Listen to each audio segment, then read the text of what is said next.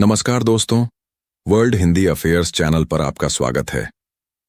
आज के सेशन में हम देखेंगे कि हमने आपसे पहले ही कहा था, भारत के पड़ोसी देशों के लिए भारत से दुश्मनी लेना किसी आत्मघाती कदम से कम नहीं, क्योंकि जो देश भारत की मदद से आगे बढ़े वही अगर भारत के खिलाफ खड़े हो जाएं तो समझ लीजिए उनकी बर्बादी तय है। और अब वही गलती कर बैठा है बांग्लादेश। हाँ, वही बांग्लादेश जो कभी भारत का सबसे भरोसेमंद पड़ोसी माना जाता था।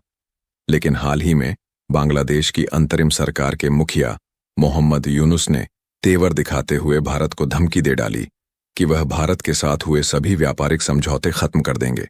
मतलब, जो देश भारत की मदद से खड़ा हुआ वही अब भारत को आंखें दिखा रहा है। लेकिन अब देखिए, किस्मत का खेल वही। बांग्लादेश आज खुद मुश्किल में फंसा बैठा है और भारत के बिना एक कदम चलना भी उसके लिए भारी पड़ रहा है। खबर है कि बांग्लादेश ने अब भारत से कई जरूरी प्रोडक्ट्स दोबारा मंगाने का बड़ा फैसला लिया है। तो चलिए इसे समझते हैं। लेकिन आगे बढ़ने से पहले इस वीडियो को लाइक करके चैनल को सब्सक्राइब जरूर कर लीजिए, क्योंकि आपके लिए तो यह 1 सेकंड का काम है, लेकिन इससे हमारी काफी बड़ी मदद होती है। अब जरा सोचिए, कहां जाता है नाना? चिड़िया चाहे आसमान में कितनी भी ऊंची उड़ान भर ले, दाना चुगने के लिए उसे धरती पर आना ही पड़ता है। और यही हाल हुआ है बांग्लादेश का। पिछले कुछ महीनों में बांग्लादेश की नई अंतरिम सरकार ने भारत से दूरी बनानी शुरू कर दी थी। उन्होंने पाकिस्तान, चीन और मालदीव जैसे देशों के साथ व्यापार बढ़ाने की कोशिश की, मानो भारत को दरकिनार करके भी वह टिक पाएंगे। लेकिन अब हालात ने उन्हें झटका दे दिया है। बांग्लादेश को यह बात समझ आ चुकी है कि भारत के बिना उनका गुजारा लगभग नामुमकिन है, क्योंकि सच्चाई यह है दोस्तों, नमक, तेल, मसाले और खाने पीने की रोजमर्रा की जरूरतें बांग्लादेश को ज्यादातर भारत से ही मिलती है। लेकिन भारत के खिलाफ जाकर मोहम्मद यूनुस की सरकार ने शेख हसीना के समय हुए कई अहम व्यापारिक समझौतों को कैंसिल कर दिया। उनका मानना था कि चीन और पाकिस्तान जैसे देशों से व्यापार बढ़ाकर भारत पर निर्भरता कम की जा सकती है। लेकिन यह फैसला उनके लिए ऐसा साबित हुआ जैसे कोई पेड़ अपनी जड़ें काटकर खड़ा रहने की कोशिश करे। नतीजा सामने है। आज वही बांग्लादेश भारत के सामने झोली फैलाने को मजबूर हो चुका है। दरअसल बांग्लादेश में इस समय खाद्य संकट गहराता जा रहा है और इसी वजह से हाल ही में उन्होंने भारत से RS-00 टन चावल मंगाने का बड़ा निर्णय लिया है। बांग्लादेश के खाद्य मंत्रालय की रिपोर्ट के मुताबिक भारत से इस चावल को करीब RS-43,000 प्रति टन की दर से खरीदा जाएगा। यानी सीधी बात, 500 टन चावल के बदले बांग्लादेश को भारत को लगभग RS-1 करोड़ 50 लाख चुकाने होंगे। और सोचिए, भारत के लिए यह केवल व्यापार नहीं बल्कि एक रणनीतिक जीत भी है। भारत ने दिखा दिया कि दोस्ती हो या व्यापार, दोनों में सबसे पहले आता है भरोसा। आपको बता दें कि बांग्लादेश के लिए भारत खाने पीने के सामानों का सबसे बड़ा सप्लायर है। सिर्फ इतना ही नहीं, भारत उन चुनिंदा देशों में से है जिसके साथ बांग्लादेश का सबसे ज्यादा व्यापारिक संबंध है। अब आप सोचिए, ऐसा देश जो अपनी रोजमर्रा की जरूरतों के लिए भारत पर इतना निर्भर हो, अगर अचानक भारत से व्यापार तोड़ देता है तो क्या होगा?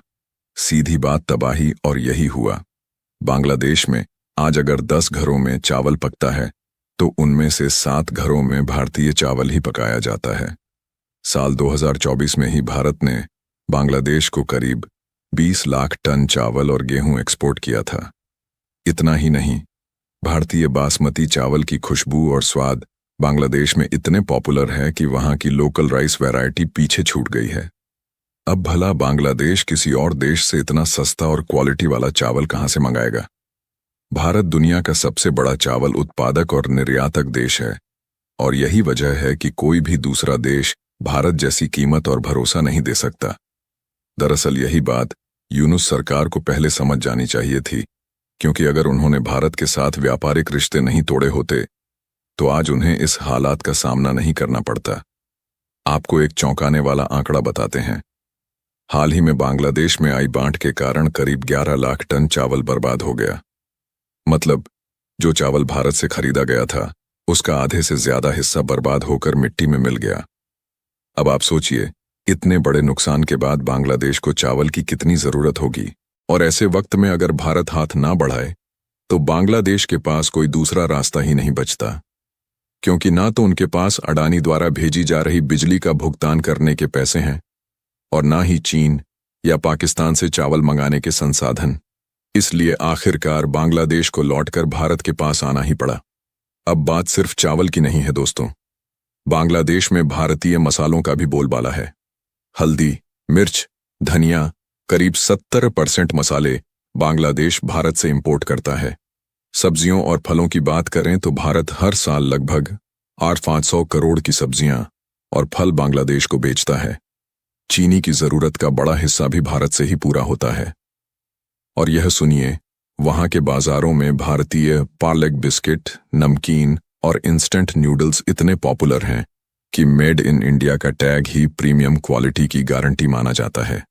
लोग कहते हैं अगर बांग्लादेश की रसोई में झांको तो हल्दी से लेकर बिस्किट तक भारत का नाम लिखा मिलेगा।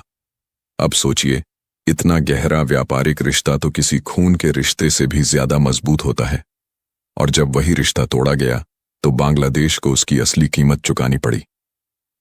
तो दोस्तों, अब बात करते हैं उस हिस्से की जहां भारत ने एक बार फिर अपनी कूटनीतिक समझदारी और उदारता दोनों दिखा दी।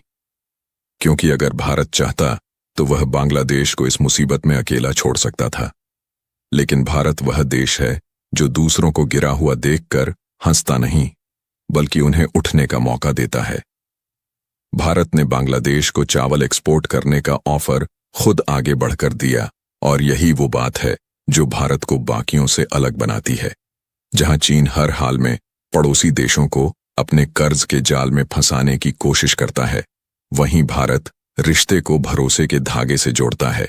अब आप सोचिए, भारत से 500 टन चावल की डील का मतलब सिर्फ एक व्यापारिक समझौता नहीं है, यह एक राजनैतिक संदेश है, दुनिया के लिए भी और बांग्लादेश के लिए भी। भारत ये दिखा रहा है कि वो एक जिम्मेदार शक्ति है जो अपने पड़ोसी को भूखा मरने नहीं देगी, चाहे उसने गलती ही क्यों ना की हो। और शायद यही बात बांग्लादेश की यूनुस सरकार को अब जाकर समझ आ रही है। जब चीन और पाकिस्तान की तरफ से सिर्फ वादे मिले लेकिन मदद का एक दाना तक नहीं पहुंचा, तब भारत ही वो देश निकला जिसने बिना शोर शराबे के मदद का हाथ बढ़ाया। आपको याद होगा, जब बांग्लादेश में पिछले महीने भयंकर बाढ़ आई थी तो चीन ने सिर्फ बयान दिए, पाकिस्तान ने ट्विटर पर पोस्ट डाले, लेकिन राहत सामग्री भेजी तो केवल भारत ने। और आज वही मदद बांग्लादेश के लोगों के दिलों में फिर से इंडिया सन भरोसा की भावना जगा रही है। अब बांग्लादेश की जनता भी यह समझ चुकी है कि मोहम्मद यूनुस की सरकार ने भारत से पंगा लेकर गलती की, क्योंकि जहां चीन का मकसद है कर्ज देकर कब्जा, वहीं भारत का मकसद है मदद देकर मजबूती। यह फर्क बहुत बड़ा है दोस्तों। अब आप जरा सोचिए, बांग्लादेश ने जब भारत से नाता तोड़कर चीन की ओर रुख किया था तो उसे क्या मिला? महंगे सौदे, घटिया क्वालिटी और बढ़ता हुआ कर्ज। चीन ने बांग्लादेश को कई परियोजनाओं के नाम पर ऐसा फंसाया कि ब्याज की दरें आसमान छू गई। अब वहां की सरकार खुद कर्ज के बोझ तले दबी बैठी है। दूसरी तरफ भारत है जो बिना किसी राजनीतिक दबाव के सिर्फ जरूरत देखकर मदद कर रहा है। और यही वजह है कि अब बांग्लादेशी मीडिया भी खुलकर कह रहा है, भारत के बिना बांग्लादेश अधूरा है। अब इस बात को आप इस तरह समझिए, भारत से न सिर्फ चावल बल्कि मसाले, सब्जियां, फलों से लेकर औषधीय दवाइयों तक सब कुछ बांग्लादेश में जाता है।